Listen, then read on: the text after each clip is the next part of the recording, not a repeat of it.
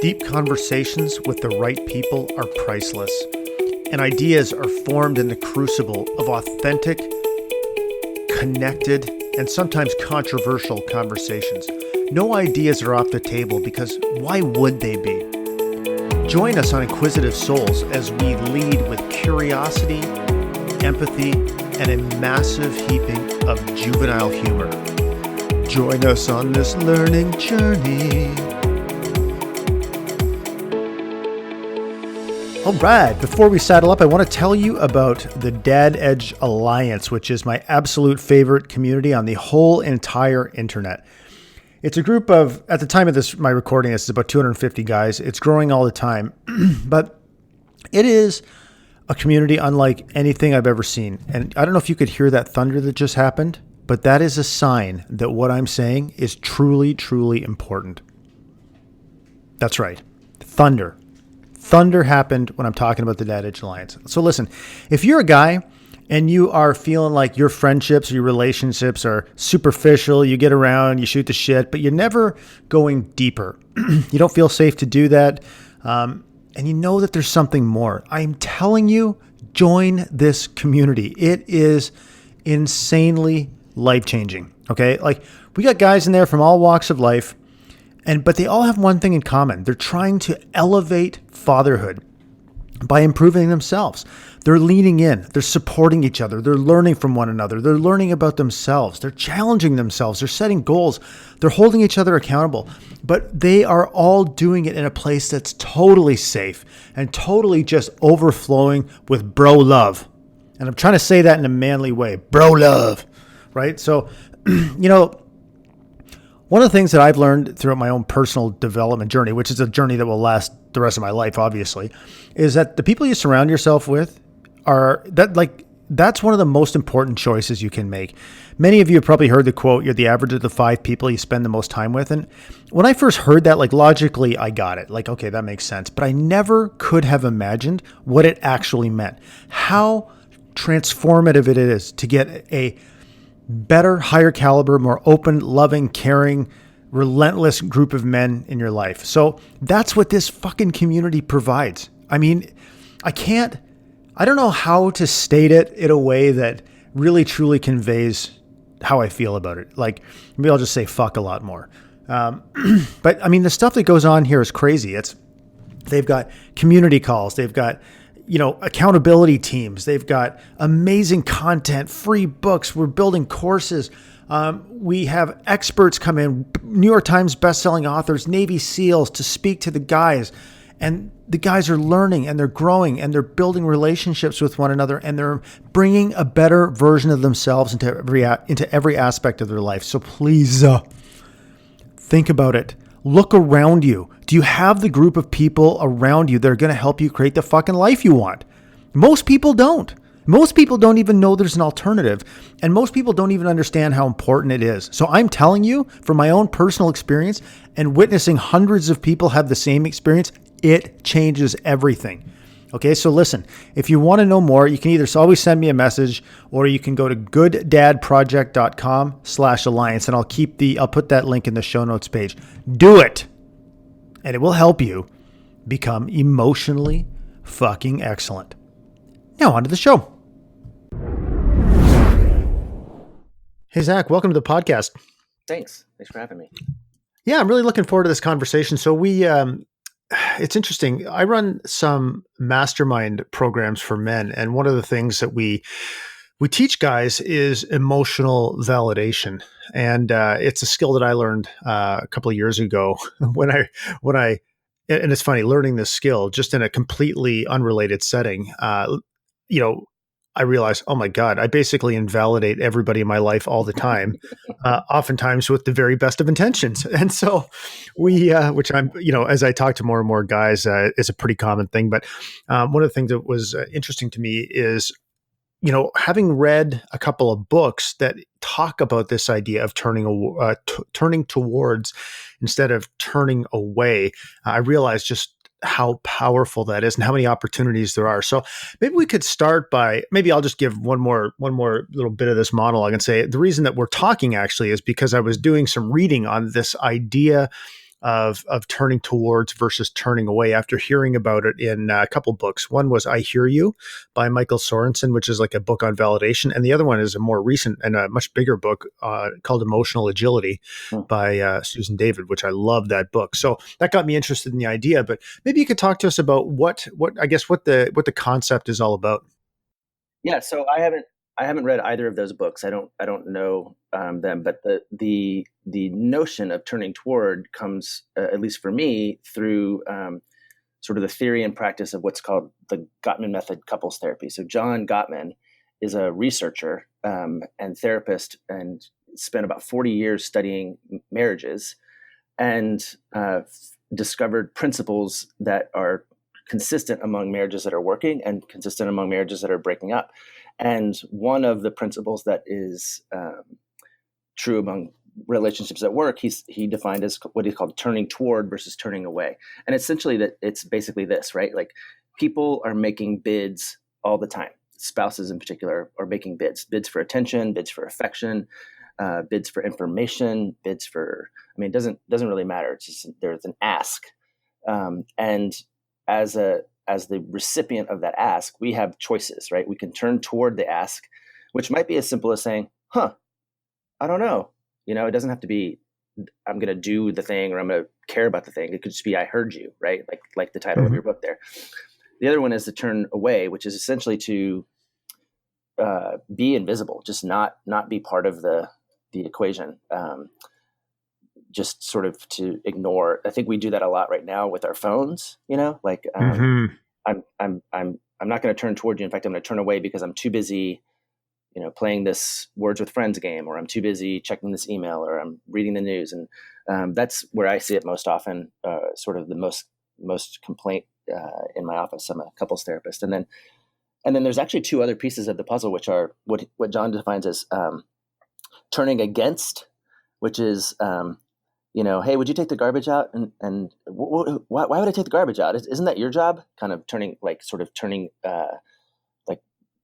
not only invalidating, but actually like insulting the ask. And then there's what's called enthusiastically turning toward. So, hey, would you take the garbage out? Oh yeah, I'd love to take the garbage out. I'm sorry I didn't do that. I let me get the recycling too while I'm at it. Sort of upping the ante.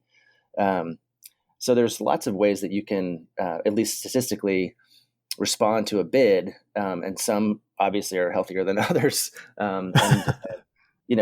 Training spouses, men in particular, to learn how to recognize and turn toward their partner's bid is a big deal. I mean, it makes a big difference. Yeah, no kidding. And I could see how it would be one of these things that, almost an insidious behavior where these rejecting these bids, especially if I would assume many of the bids are about things that seem, on the face of it, probably mundane or unimportant. And I can see how, how insidious that might be if there's a common pattern of turning away from those bids. So, I mean, is that what you experience too? That a lot of this turning away is related to things that people just don't really think are that important? Oh, absolutely. I mean, if you think about the number of bids, it's in the hundreds, right? Sometimes it's as simple as, I reach for your hand, or I say good morning, or it doesn't, I mean, there's lots of things that aren't important. It's not always a bid, like an official bid for advice or sex. It can be super simple. And I think what happens, or I know what happens, is when there's a pattern of turning away, what happens is partners stop making bids. So, and then when you stop making bids to your partner, typically you start making bids to someone or something else, right? I make my bid toward that cute coworker, or the barista, or even maybe the bottle, or my phone, and so there is this pattern of really needing to support or recognize and turn toward bids in order to preserve them, honestly, and to preserve the relationship. So are we making bids? So if we're not getting it from the person that we're making them towards, like our spouse, say, for example, and then we end up, turning to somebody else, is that behavior just a result of some sort of innate need for human connection? I mean, I think we all want to feel connected, right? We all want to have somebody who makes us feel like we matter. And so when you make when your spouse isn't doing that, it's natural to find someone else who does. I mean, here's a benign one, right? It's your kids. I don't connect with my spouse very much, but I connect with my kids great, because they want, they need, they love, they you know. Um, Hmm. so that can happen in ways that are perfectly appropriate, until it's not, right, until it becomes too dependent or triangulated. But it's not always something insidious. It's just that if I can't rely on my partner to respond to me in a way that's meaningful, I'm going to find somebody else to do it. Right. So you mentioned a couple of minutes ago, you mentioned, I don't know if you said typically men, or if this is an issue that tends to be more prevalent among men. And I guess if is that the case, and if that is the case, why do you think that is? Well, I think women, for one, are conditioned culturally to make more bids than men. I mean, Mm. they have sort of they have and they survive in a world that's relationally driven. Men tend to be more performance oriented, and so it's kind of, I don't want to really like slide into cliche, but we tend to want to like accomplish, and it doesn't matter if we have people help us do that or not. Um, and so women are going to make more bids than men, and they're going to recognize bids more effectively than men are. And I think it's a skill indeed. And it's funny, when I talk about this with my own wife, and how important it was for me, I literally went through this phase where I was like, was that the sound of my wife's voice hitting my eardrum? Yes, it was. I wonder what she was saying. Let me go back and replay that in my mind. Okay, yeah, now I heard it again. I should probably respond to that. I mean, I stepwise went through the process of sort of biologically recognizing that something had happened and that it was my responsibility to respond to it. And I think it requires some attention and some intention, that culturally I think just men aren't as wired to gravitate toward as women are. Yeah, it's funny you say that because I know that in my own life, and I can share this story because I know my wife never listens to my podcast, which is a so. But I mean, there's times where she'll say, "I need to talk to you about something," and like 10 seconds into the conversation, I'm like, holy shit, I'm not even listening to what she's saying right now. God, already, I better like focus, man. Focus on what's happening here, because I know what'll happen is soon there will be a question and that I won't be able I won't be able to answer it. So um yeah, I think There's that's that joke that says there's that one joke. It's my wife always says, "Are you even listening to me?" Which is a weird way to start a conversation. okay. So one thing you mentioned was men. Men tend to be more performance oriented and that kind of stuff. And I mean, I know these are generalizations, but are there based on the difference, some of the general differences between men and women culturally and all that kind of stuff? Are there different ways that men tend to make bids than versus women, or not versus women, but as compared to women? Can you say that question again? Yeah. So based on the some of the, I know we're generalizing here, but based on some of the differences between men and women, do men tend to make bids in a different way or about different things than women tend to do? Oh, I don't know. I mean, I think we tend to be more literal. I mean, um, uh, that's a great question. I just think again, women are they're just sort of wired for connection, and men, I think, I don't know. I don't know how I would answer that question. I don't think that it's all that different, to be honest. Because we want the same thing, which is just to feel enjoyed and appreciated and, respected and admired. And um, I think we just maybe ask for it in different ways. Hmm. I know one thing that, so what I think is interesting is, and I've had like in my own relationship, and I think this is not related to men and women. I think it's related to cultures, but my wife is her background is German, and she is about as German as you can get in her DNA. And so for her, really, and I finally realized this, but her highest compliment is basically like good. You know what I mean? Like kind of like, I don't know if you know Jocko Willink, but anyways, basically this highest compliment she can give is good. And I remember I would, I guess, be making a bid towards her, saying stuff like, oh, something really good happened at work, or whatever. I did something that I was proud of, and I would come home and I would say like, oh my God, guess what, this thing that happened. And she would go, like, basically the way she would respond would be, yeah, like, you're supposed to be doing good. Why would it turn out any other way? Mm. And I would be like, ugh. And so is something like that, is that me making a bid when I do something like that? When you ask her for like her approval or her appreciation, Yeah. Like when yeah, I, of course. when I tell her about something great I did, and then like, I'm obviously seeking her approval in Yeah, some yeah, way. of course. I mean, and if she's saying, "Hey, that's good." I mean, again, John's theory on turning toward is that it doesn't take much. The bar's pretty low. If I acknowledge that you're in the room, that I heard what you said, and that I sort of validate that you're part of my world, that's turning toward. And that's where that category of enthusiastically turning toward comes in, because when you when you sort of raise the ante, or when maybe your wife raises the ante, asks you a question about it, tell me more, you know, that's enthusiastically turning toward. But statistically, there's no difference in terms of the impact on the relationship. Like, uh, there's no advantage to enthusiastically turning toward. So you may have a German wife who doesn't do enthusiasm all that well, and if she's still paying attention to what's going on in you, with you, then that counts, that qualifies. Maybe it's not ideal, but it's still within the sort of it checks the box anyway. It's interesting though what you say. Like, I think the version of what you're talking about for me is, I always tell this story about, I went out to dinner with my wife one time, and it was a Sunday night, and I hadn't seen her all weekend because I was working a conference. And she met me at a restaurant. She walked into the restaurant and she said, "Oh, you look so cute," or "You're so handsome," or something. I mean, I don't quite remember. But then about 20 minutes into the dinner, she said, "Oh, hey, by the way, thank you for cleaning the roof before you left for the weekend. I'm really glad we got it done before the rains came, and it looks really good. And I know that was a big deal for you." And I understood immediately within my body that it meant more to me that she thanked me than that she complimented me. I was sort of like, "Hey, when you Mm. complimented me, that was nice. It felt like, you gave me $5, but when you thanked me, it felt like $20."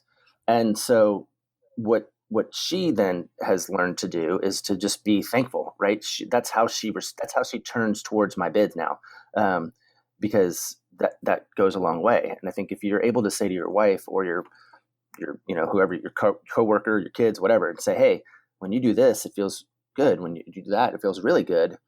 That's an opportunity to turn toward. It may even be an opportunity for you to say, "Hey," to your wife, would you rather me thank you or compliment you?" And see what means something for her, like what has the most equity, because that's where you find, I think, sort of the varsity version of what it means to turn towards bids. Yeah, that's a great point, because I suspect, I do a lot of work with men, and I suspect, and I imagine you've seen this many times, but I imagine guys tend not to be, and again, I want to just put the caveat, like this is totally generalizing. Everything I say about dudes is probably going to be totally generalizing, but regardless, I would imagine that a lot of times guys are not they might not even be aware of, what works for them as it relates to the bids that they, or what, what works for them as it relates to how they like to be thanked or connected with Yeah, or whatever. So they're not able to articulate it to their wife. So their wife might be, I don't know, barking up the wrong tree without even really realizing it. yeah. Is that Or something she may, you've seen? or she may be like, "You're so handsome. You're so handsome. You're so handsome. You're so handsome. You're so handsome," and he might not appreciate it at all. It might not mean anything at all to him. I think that the gift that I had was, I mean, I was in a very specific spot. I know exactly what I was wearing. I know what I was eating, and I like I said, I felt it in my body, and I wanted her to know. And so I think if you can begin to pay attention, if that's a piece of advice, just to pay attention to like what matters to you. Do you want to be respect? The lowest hanging fruit here is this idea of the five love languages. Do you know this? I was just thinking about Yeah, that right now. That was actually going to be my next yeah. question. It's kind of the lowest hanging fruit. Gary Chapman made a ton of money, sort of pioneering this idea that there are five ways that people give and receive love, and I think it's, physical touch, words of affirmation, acts of service, gifts, and quality time. So Hmm. there's probably 500 love languages, but if you even just start at those five and say, hey, this actually goes a lot farther for me than that, then it's your responsibility to learn how to speak that language, or your partner's responsibility to learn how to speak that language. Um, so I just think it's more information, more awareness can really help you. Oh, excuse me. More awareness can help you get more sort of traction in your process. Yeah, and for all the guys that are listening, if your wife's love language is not physical touch, she considers it groping. Okay, trust me from personal experience here. I think guys tend to think their wife, if their love language is physical touch, so their wife their wife's love language must be physical touch too. Um, so one of the things I'm thinking about as you're talking is I can see how, women, as you said, women tend to be maybe more verbal, more communicative in some ways. And I can imagine what some guys listening to this might be thinking, which is, oh my God, like if I start responding to all these bids, like I'm never going to have any friggin' peace and quiet here. Like, is that, I wonder if that's a consideration that some guys do, because guys tend to be more, I don't know if passive is the right word, but I could see that being a concern for some guys. Like, I'm just going to be walking around responding to bids all the time. Man, I don't know. I think there's the converse too, right? If my wife understands that she has my attention when she needs it, she doesn't need my attention all the time. Um, so it's sort of like, if I'm good at responding to the bids that matter, maybe I even earn the right to say, "Hey, can I have 15 minutes to myself? Can I just? I'm just going to go to my room and read for a little while." And yeah, I mean, I think you earn the right to sort of create differentiation or boundaries. I think that what you're describing kind of sounds like nagging, right? Like, I've got my wife's just Mm-hmm. going to nag me all the time, and I think people nag because they don't feel like they've gotten to make their point, or their point hasn't gotten through, or they haven't gotten the response that they're looking for. And I think it's just the responsibility of a partner to understand what's the appropriate response, what's the best response it's going to. And then the other question is, like, why wouldn't you want your wife making bids to you? Why wouldn't you want your wife to, like, to want your attention or your affection or your advice? Or I can appreciate the need for peace and quiet, but I'd much rather have somebody who is engaged with me.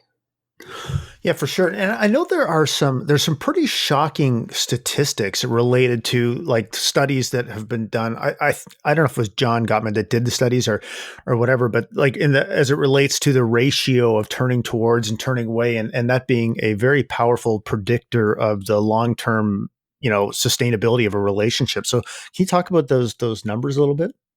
Yeah, I don't. The numbers aren't top of mind for me right now, but you're right. I mean, part of his research was that, I think couples that turn toward or couples that stay together turn toward about uh, 80% more than couples that I feel like he had a.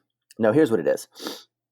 If don't you can't take this to the bank, but I think what Yeah. he observed was that couples that were staying together turned toward one another about 80% of the time, and couples that were not turned toward each other. I'm sorry, that did not stay together turned toward about 30% of the time.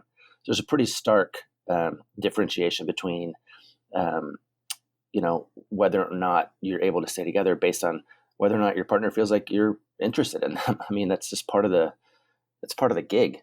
You gotta remain interested and aware of your partner if you want to stay connected and ultimately together. Yeah, that's pretty powerful. We had a guy in our mastermind group, and so he read this book that I was talking about earlier. I Hear You, and what and so in there he talks about this study about turning towards, turning to away, and it was so profound for him to realize this. And at this point, his relationship was in deep trouble, and actually, and in fact, they ended up splitting up. But regardless, he spent probably 6 months, actively working on trying to validate her emotional experience at every opportunity that he got, and recognizing the bids that she was making. And while in this particular case, it was too far gone and maybe should never have been a relationship. Maybe they should never have gotten married in the first place. Who knows? But I think the point is that the work that he did there has also massively helped them transition into through the process of separation and having a productive working relationship, as it relates to their kids and all that kind of stuff. So when it doesn't pan out the way you want, I think it's just a very powerful tool for just general interpersonal effectiveness. Yeah, for sure. I mean, you can't move through life uh, while turning away from bids. I mean, you can't get a job. You can't do customer service. You can't.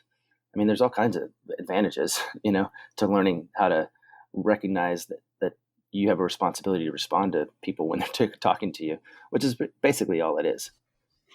Yeah, for sure. So, are there, I think I remember reading something a couple of weeks ago while I was thinking about this conversation we were going to have. Like, are there different levels of turning towards? Like, you mentioned a couple, but I think I read somewhere that there was like 4 levels of turning towards. Am I right? And am I recalling that properly?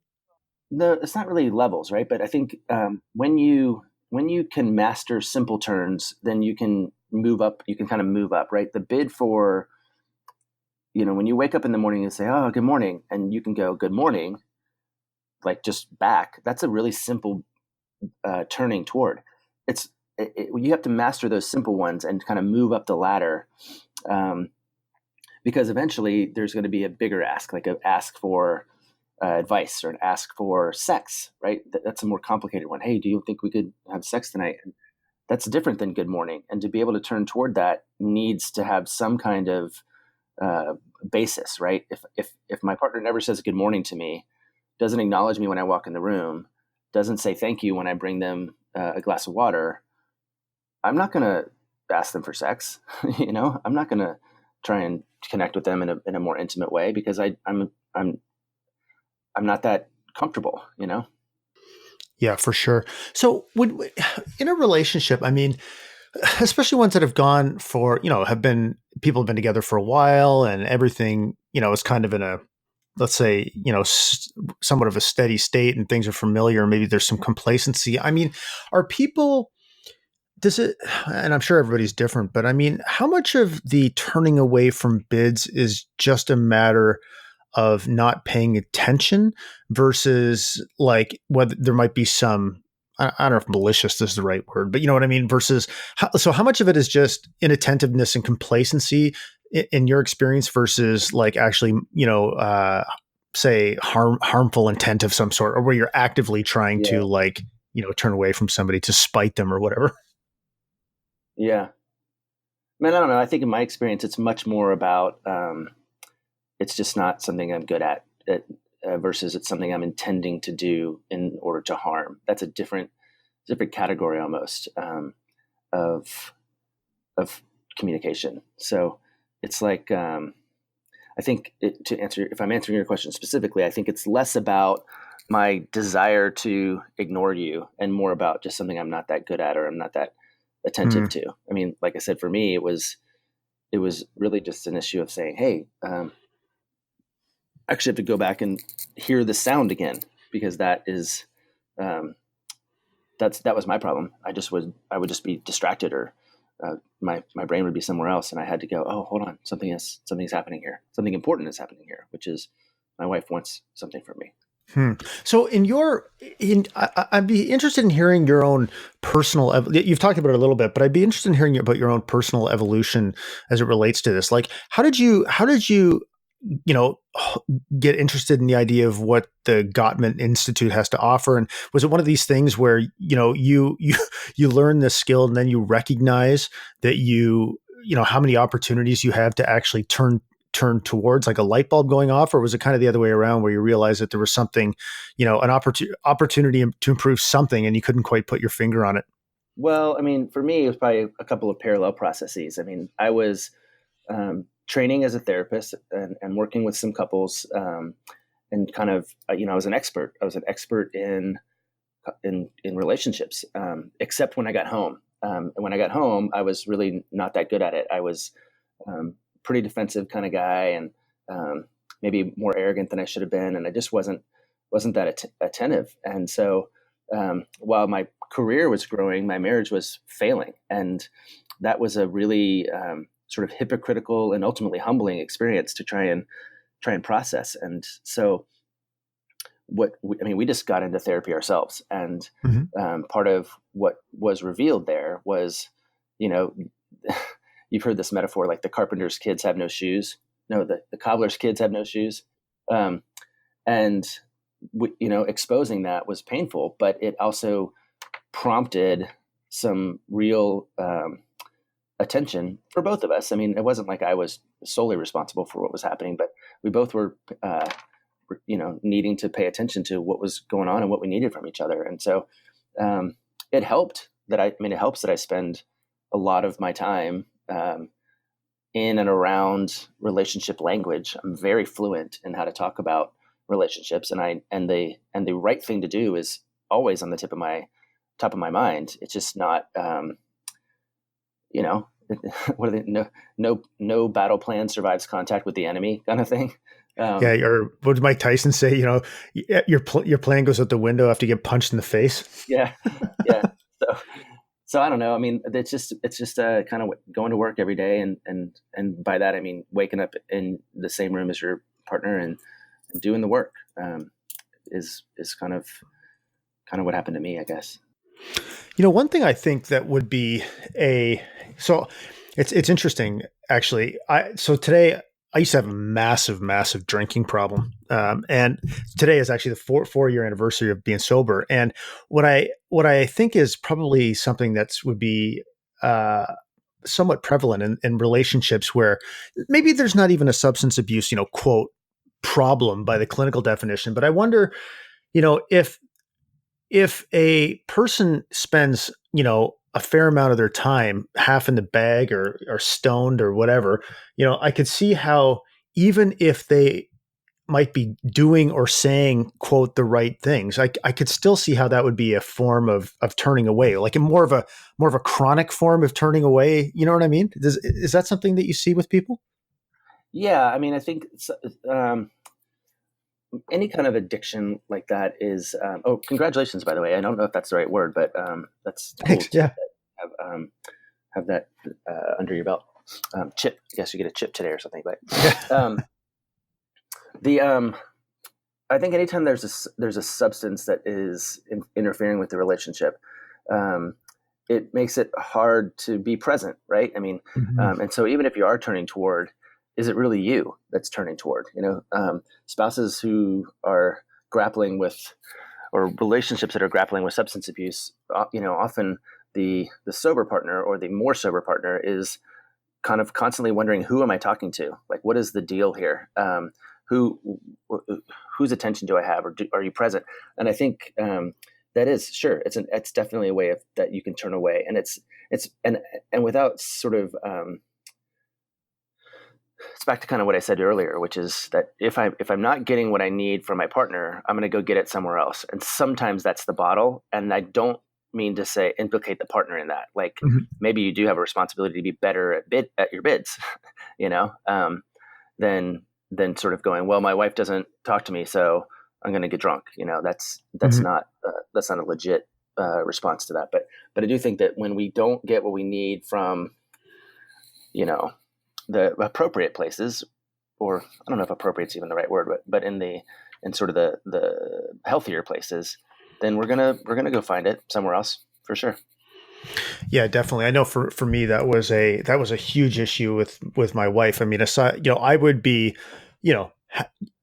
somewhere between half and like, so let's say before I got completely tanked. I mean, I'd be tipsy, and I was thinking I was just so present. Like I was Mm-hmm. so insightful and clever and funny, and she was Mm-hmm. like Mm-hmm. she was like, I'm married to a fucking drunk, basically.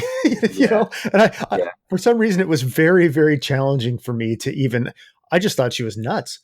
So what are you talking about, man? I got it all together here. So yeah, I can in my that definitely played out in my own life many times. Um, oh God, there's a question I want. Oh yeah, I know what I wanted to ask you. So I'm going to try to find some non-convoluted way of asking this question, but um, how much does somebody's own level of self-awareness contribute to their ability to to accurately make a bid? You know what I mean? So like if I don't have a decent sense of self-awareness or what's going on inside my own mind and body, could that lead me to, acting in a way that would be confusing for my spouse to respond to in a way that would give me what I need? Do you know what I mean? I mean, I think so. I mean, it's funny. In my practice, I have here in Seattle, I have a bunch of sort of nurses married to engineers. Oh So yeah. you got all these like people who have this high empathy thing going on, and their bedside manner is terrific, and they really have this, know-how in terms of how to do it. And then you got these guys who are just problem solvers. They just want to get from A to B. Tell me how to do it, and I'll do it. And I think it's not that they are defective in any way. I mean, they're brilliant people. They just don't have this either the need or the awareness of their need to express it effectively. And so you do have to kind of like decide whether or not that's going to be a skill that you want to develop. And if it is, then you can. It's really cool.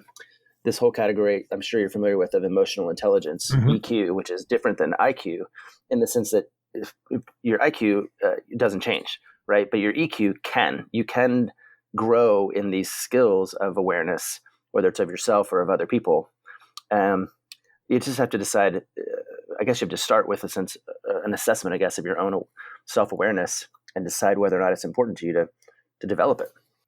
Yeah, for sure. So if you're working with a couple and you see on that note, I guess, if you're working with a couple and you see, like through talking to them, you can see that there's a huge opportunity to, respond, to turn towards instead of turning away. I mean, I guess my question is this something you would consider a skill?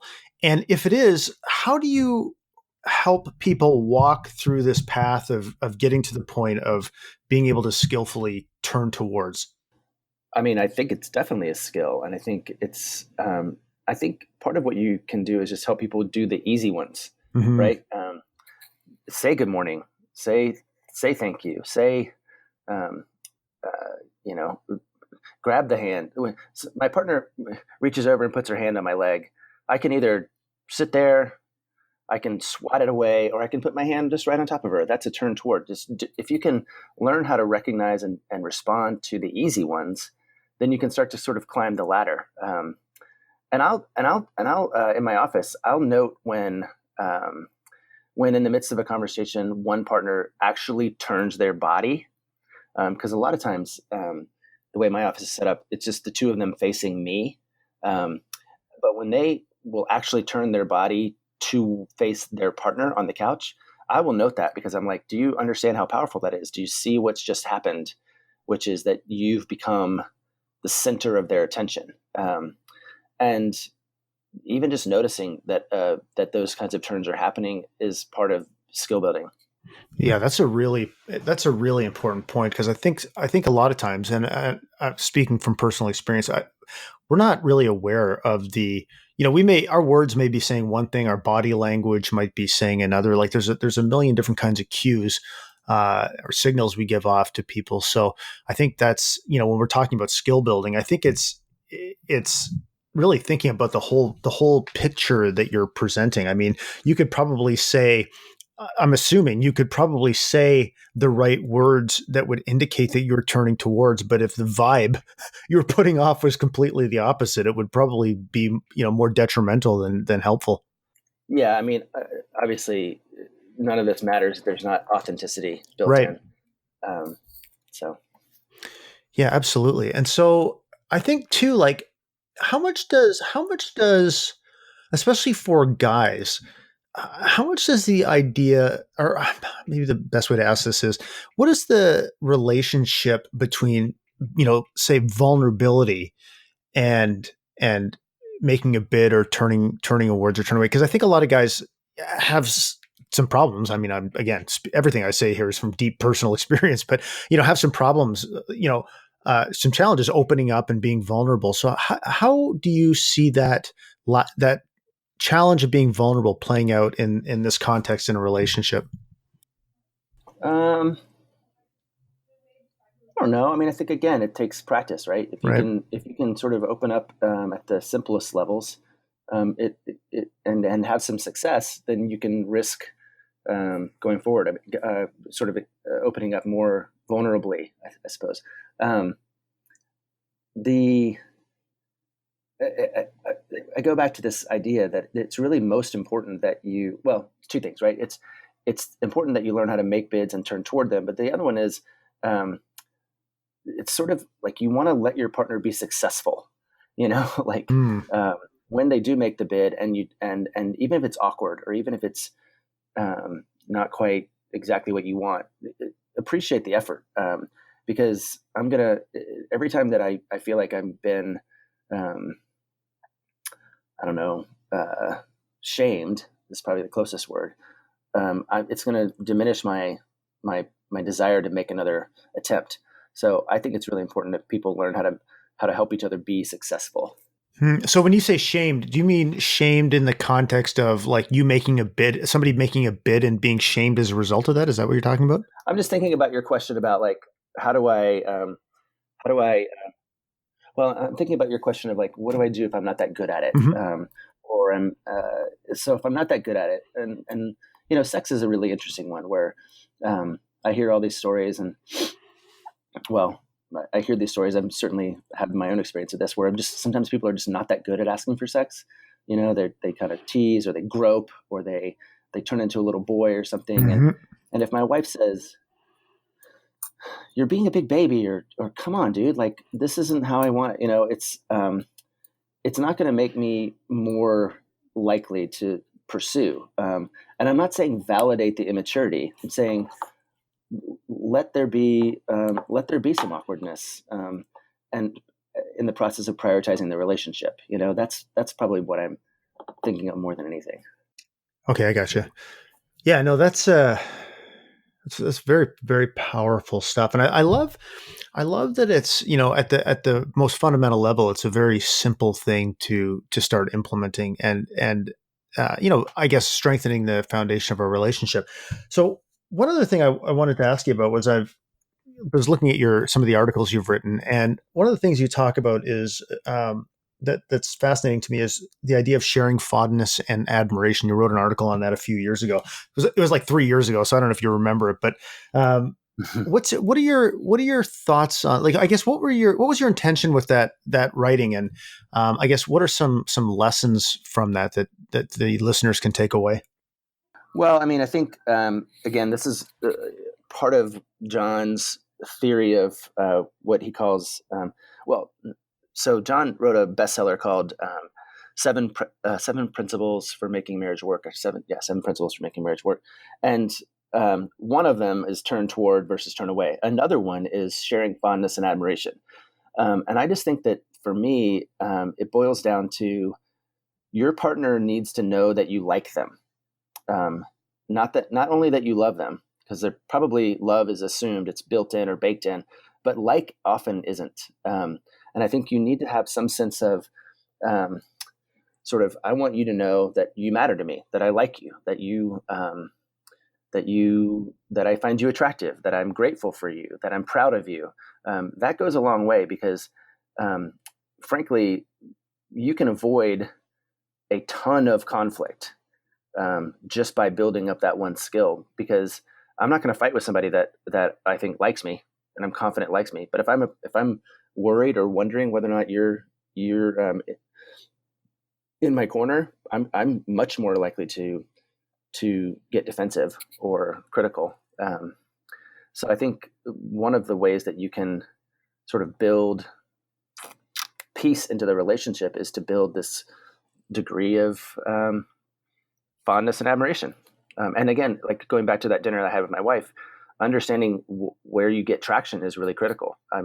My wife is fond of me through gratitude because I don't really care if she thinks I'm handsome. That doesn't do much for me, but she has learned to say thank you. And she's one of these women who doesn't doesn't want to say thank you for stuff that you're supposed to do anyway, you Yeah, know, yeah, like, yeah, for sure. um, but she's learned how to do that because it matters. It keeps me on her good side or keeps her on my good side, whatever, you know?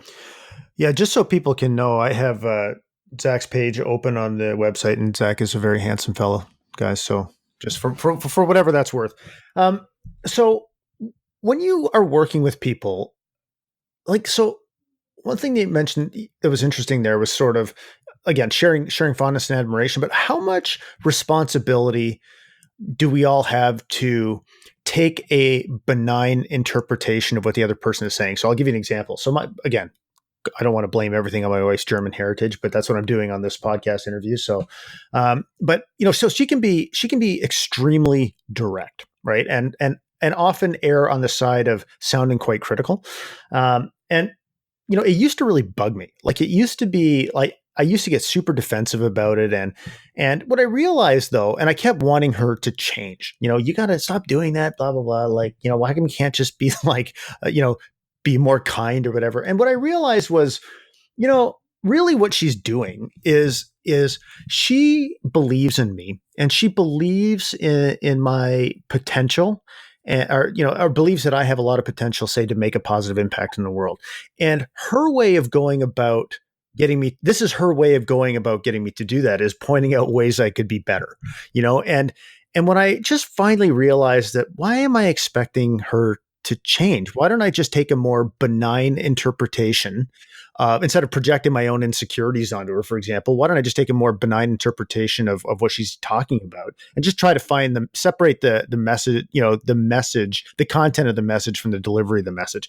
And it's interesting because it's really made me much more able to receive the wisdom that she's trying to impart. But it's also made her, actually, for some reason, I'm not really sure the mechanics of it, but it's actually made her less critical at the same time. Because I feel like what she was doing was almost doubling down on her personality because I was fighting it some way. I mean, this is might be all psychobabble, but that's what it seems to have been. So when you're working with people, I mean, how much, and you're talking about fondness and admiration, but how much do you work with people to say, like, that you own your own point of view, and you do have the power to change it? I mean, I think it's an essential skill. I mean, the way I talk about it is through the lens of attribution.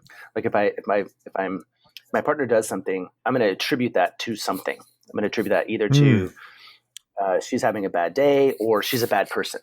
I'm going to attribute that to he was stuck in traffic, or he's just irresponsible and lazy. And I think you get to choose, without any input at all from your partner, what you're going to attribute. So if you said about your wife, man, she has this gift of um, critical Hmm. thinking and creativity, and that's why she is able to speak into my life in these ways. That's really different than she's this kind of just German bitch who doesn't like me and wants to, you know what I mean? Like, I don't know what the other narrative might be, but you get to choose what the attribution is, because you see what you're looking for. I mean, if you look around your office right now, and I said, hey, how many look at all the red things in your office, and you did it, you spent 10 seconds or so. And then I said, okay, now without looking, tell me where all the green things are. You're not going to be able to do that. Um, you're going to have seen the red things because that's what you were looking for. And if you're looking for the positive, if you're looking for the healthy, if you're looking for the helpful, that's what you're going to get. And if you're looking for criticism, if you're looking for insult or injury, you're going to see that as well. And you get to choose. I think part of the reason your wife is probably less critical now is because you're not as Right. defensive, So, um, and it's all in the same soup. Yeah, I think I read this somewhere. I'm certainly not going to take credit for it, but it's the idea that we bend our outer world to confirm our inner world. Uh, and I think that's definitely true. So, I mean, so I guess when you're working with people, is that I'm assuming it must be, but is that part of the process when you're working with a couple, is to talk to them about attribution and maybe taking some kind of ownership over it? That must be tough for people to hear, I would think, especially when a relationship is in a challenging place. Well, to me, it's more like, even if it's not true, even if your partner is problematic, putting your brain into a space to see their goodness is really going to accelerate the health process. Um, it's going to allow you an opportunity to get more quickly to the things that matter. Yeah, absolutely. Cool. Well, listen, man, this was great. One last question I wanted to ask you is what do you love most about the work that you do? Man, well, I'm never bored. Um, that's cool. And I feel like I have spent a lot of time. Well, I've had I don't know, I wouldn't call it a meandering career path, but um, I've definitely been in jobs that just didn't Mm. mean much to me. And this is not it, right? I see couples every single day, and I get to like get into the dirt with them, and I learn as much from them as they do from me. I mean, my couples have a huge impact on my own relationship, um, and I just like meeting people and working on stuff with them and helping them change. Mm, Here's what it is. I like helping people who have run out of hope and imagination rediscover hope and imagination. Because if you have those two things, you can get through it. You can do it. If you no matter how far gone you are. I mean, obviously there are some couples that Yeah, well, that's beautiful. I love that. And maybe okay, one last question I would ask you is, when people are feeling hopeless, like one thing that I've realized in running these group coaching programs for men and talking to all kinds of people one on one is that even when things feel hopeless, a lot of times people are so much closer to something else than they think they are. It might be one choice, it might be one relationship, it might be one, perspective change that really gets them moving in a direction, in a different direction. Like I can think of an example where I was talking to a guy one time who for 40 years had carried around this fucking rage at his father, for what a jerk his father was and this whole bit. And,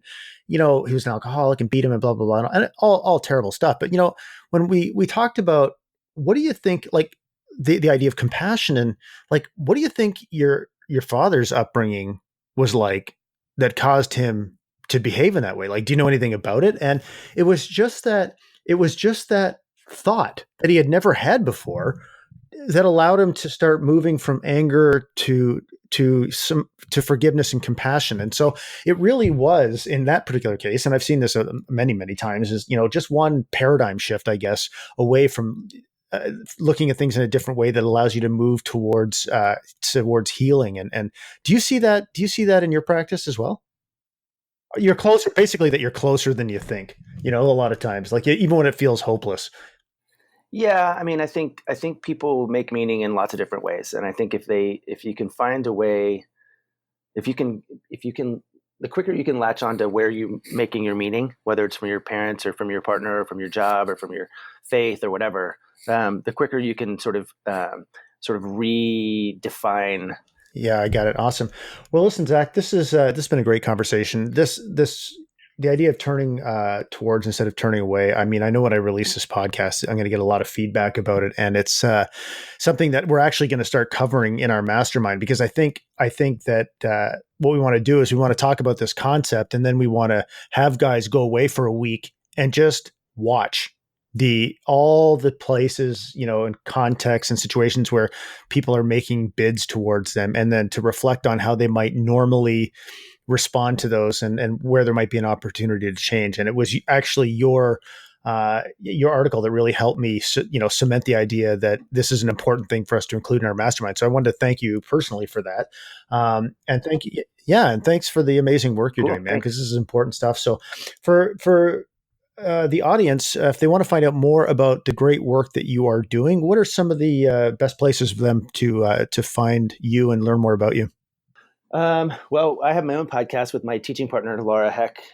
It's called Marriage Oh, Therapy cool. Radio. We put one out about once a week, just the two of us talking to each other about stuff that goes on in our practice and stuff that's working for couples that we see. So that's one way that you can access me. I also, I don't know if this is what you're reading, but a bunch of my articles got collected into a book called The Relationship Alphabet, which is available on Amazon. You can get that. And it's just 26 reflections on relationship topics in alphabetical order.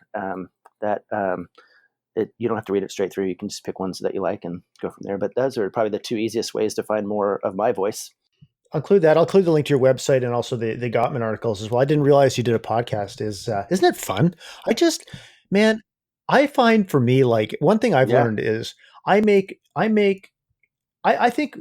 like I'm a bit of a personal development junkie, and I think 95% of what I've truly learned has happened in conversation with someone. It's just, that's why I love doing. That's personally why I love doing a podcast. It's just a chance to talk to cool people, to learn, and to have the audience learn along with me. So it's cool to hear that you're doing that, because I enjoy it much more than I think it's funny, because when I started doing the podcast, my idea was to, talk to people and help give them a message, help give them an opportunity to share the message. But what I realized very quickly was, it was an opportunity for me to learn, and then have the audience to share along with the learning, right? Which I think is a more powerful way of thinking about it. So yeah, anyways, that's awesome stuff. So listen, man, thanks so much for coming on, and I wish you the best of luck in the future. Yeah, you're welcome. I appreciate it. And if I can be of help to you in any way, I'm sure you'll let me know. Okay, buddy. Take care. Well, how about that cool conversation with Zach? So I hope you took away from that, obviously a better understanding of how to turn towards versus turning away, but also just how often people make bids for connection with you, and that you have a choice about what to do with it. So if you're on the bed, this is for guys. I mean, if you're standing around scratching your balls, and your wife, partner says something to you and you ignore them or grunt or, don't look up from the football game. I'm throwing out all the fucking male stereotypes here. That's probably not going to be, over the long term, good for your relationship. But if you recognize that, fundamentally as human beings, we're all seeking social connection. We're social animals. We crave connection, sometimes without even realizing it. So if you recognize that, and you are the kind of person that turns towards those connections, not only are you going to have a better relationship, but you are going to become more effective in every area of your life. So if you're a professional of some sort, you're going to build better relationships at work, get more shit done, and, add more value to the organization, and have a better career, and also a more fulfilling career. Because when you go to work and you're surrounded by people that you feel connected with, oh my God, it makes everything easier. So thanks, Zach, for coming on the show. It really, what an enlightening conversation, and it's such an important topic. Keep doing the amazing work you're doing, brother. I'll include links to all your awesome stuff in the show notes page. And we will see you on the next episode of the Inquisitive, I almost said the Mental Health Warriors podcast. We'll see you on the next episode of Inquisitive Souls. And I'll never, ever do that thing I just did ever again.